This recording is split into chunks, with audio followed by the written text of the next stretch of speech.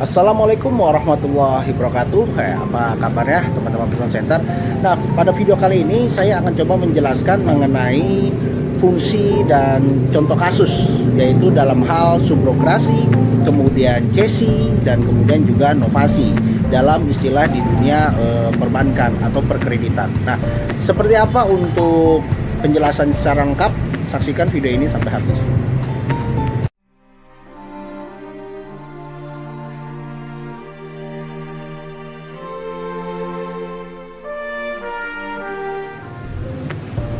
Oke, teman-teman, yang pertama menjelaskan mengenai novasi ya.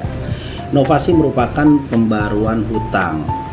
Nah, opsi ini diambil ketika dari debitur atau anggota itu mengalami kredit macet, tidak mampu melakukan perpanjangan atau pelunasan kredit. Nah, sehingga dengan adanya novasi pembaruan hutang ini, maka ini melakukan proses perjanjian kontrak baru. Jadi menghapuskan kontrak yang lama. Artinya apa? Jadi bisa saja seorang debitur mengajukan kepada kreditur itu perjanjian yang baru, atau istilah bisa dikatakan restrukturisasi. Ya. Jadi dia mengajukan dengan pinjaman plafon yang terbaru, kemudian dia dapat pencairan melunasi dari perjanjian yang lama. Nah, perjanjian baru ini mungkin jangka waktunya dibuat lebih ringan namun lebih panjang tenornya. Seperti itu. Nah, ini adalah yang dimaksud dengan novasi. Ya, untuk opsi yang kedua yaitu adalah subrogasi.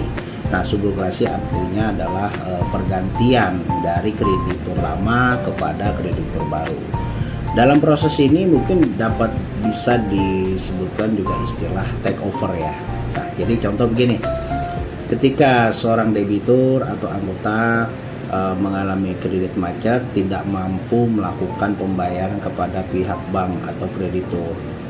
Nah, maka seorang debitur ini mengajukan pinjaman ke bank lain ya, atau ke kreditur baru. Nah, ketika disetujui oleh bank lain, kemudian dia mendapatkan suatu plafon dan pencairan, maka pencairan tersebut adalah untuk melakukan pelunasan kepada bank sebelumnya atau kreditur lama. Nah, itu disebut take over atau subrogasi ya, pergantian dari kreditur lama kepada kreditur baru dengan cara debiturnya mengajukan dulu kepada pihak bank lainnya, kemudian dapat pencairan untuk lunasi kepada bank sebelumnya. Itu disebut dengan subrogasi. Oke, kemudian untuk opsi berikutnya adalah yang dimaksud dengan cesi. Nah, untuk cesi sendiri ini adalah opsi terakhir ya dalam hal perbankan untuk ketika dalam proses lelangnya sulit untuk melakukan penjualan. Maka dari kreditur atau pihak bank, multifinance atau koperasi itu akan ambil terakhir yaitu cesi. Nah, proses cesi sendiri adalah yang artinya untuk pengalihan piutang ya dari kreditur lama kepada kreditur baru dengan cara menjual cesinya. Nah, jadi artinya misalkan pihak kreditur pertama atau kreditur yang lama ini sudah upayakan kepada debitur untuk melakukan penagihan, proses lelang juga nggak laku ya, kemudian debiturnya juga ternyata memang tidak ada dana untuk melakukan baik perpanjangan kredit atau pelunasan kredit ya. Nah, sehingga tidak ada upaya lain, maka pihak kreditur lama atau pihak bank ini menjual dengan namanya pengalihan piutang kepada kreditur baru, baik itu bank juga atau bisa jadi perorangan. Nah, misalkan dia plafonnya itu 1 miliar ya. Nah, maka dari pihak bank ini menjual kepada perorangan, misalkan perorangan ya. Nah, menjual kepada perorangan, ditawarlah bisa 50% sampai 70% dari plafon. Nah, maka daripada kreditur yang baru atau yang perorangan ini, dia akan bayar katakanlah misalkan 700 juta.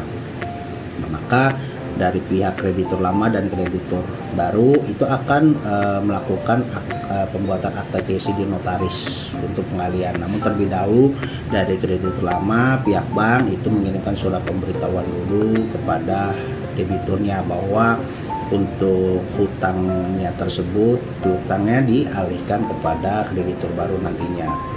Sehingga setelah akad itu terjadi, di sertifikasi sudah tertulis akta cesi dialihkan ya kepada kreditur baru, maka nantinya dari kreditur baru itulah yang akan melakukan penagihan ya, dan debiturnya pun juga harus melakukan pelunasannya kepada kreditur yang baru nantinya. Tetap saja untuk perjanjian kreditnya dari kreditur baru itu mengadopsi dari kreditur lama atau pihak bank yang lama sesuai dengan perjanjian, jadi tidak bisa semena-mena juga ya.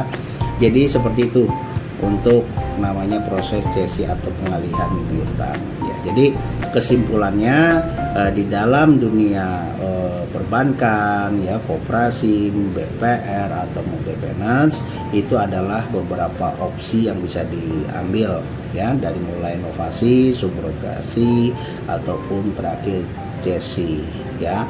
Nah itu saja yang dapat saya sampaikan, kurang lebih saya mohon maaf. Jika memang ada pertanyaan terkait proses lelang, terkait pinjaman dana dan sebagainya, Anda pun bisa isi kolom komentar. Insya Allah saya bisa bantu untuk menjelaskan bagaimana solusinya yang tepat untuk Anda, baik itu Anda selaku debitur atau selaku kreditur tentunya.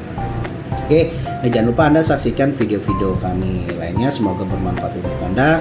Jangan lupa Anda klik subscribe, like, dan share teman-teman Anda. Assalamualaikum warahmatullahi wabarakatuh.